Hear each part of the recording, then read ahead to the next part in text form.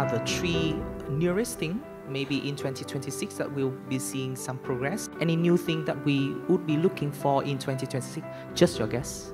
So in the 2026, we may introduce more products and services in the market, like the tradings of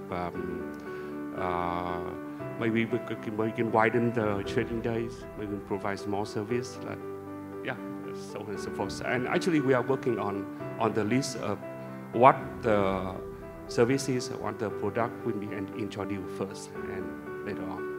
What has been the feedback from the investors, your investors so far, and based on these two criteria? And can you share with us what are they currently asking for, to make sure that we'll actually satisfy what they are? So we have been definitely speaking to the offshore investors a lot in terms of, where Vietnam is currently is.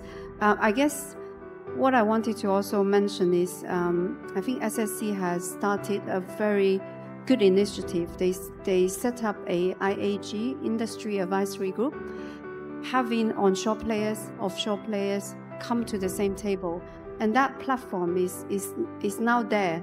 And it's a powerful platform for the investors to have a direct dialogue with the regulator. We have definitely here very positive feedback, moving from having to have cash on the trade day and now only need to meet the T2 930 deadline.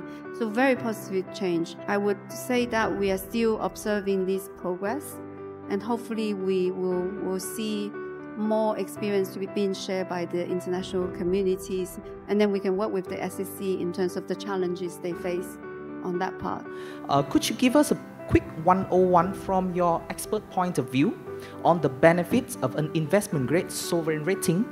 And from your perspective, why is it important and how does it improve a country's overall position and economy?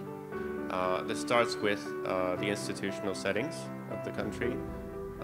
That's a very important part of the credit rating process. It is related to the predictability and transparency of the policy-making process in the country, as well as essentially the institution's ability to support sustained economic development. We also look at the trend growth rate, as we call it, and we look at a 10-year basis, but most importantly, the forecast period. What we expect to be the case over the next 3 to 4 years. And I do believe that's an important emphasis of credit ratings overall, because across the entire quantitative profile, we are generally speaking looking at the next 3 to 4 years rather than the past 3 to 4 years, right? It's not so much a historical assessment, it's very much a forward-looking one. We have done some work in terms of, empirically looking at what are the differences for rating at maybe a low investment grade, let's say BBB minus or BBB, compared to high sub-investment grade. Usually there is probably some correlation with the cost of capital for corporates, that is. This is kind of an entirely different practice, but in terms of that empirical work, there is a very moderate, or very modest, I should say, correlation on that front. What improvement have stood out to you? And do you think any of these developments could help to push an upgrade from agency like S&P earlier? Why? Like Vietnam, we have strong economic growth, lower public debt, and very political stability. But why we still have a lower sovereign rating than other countries like Indonesia, Malaysia, and Thailand, for example, even the Philippines?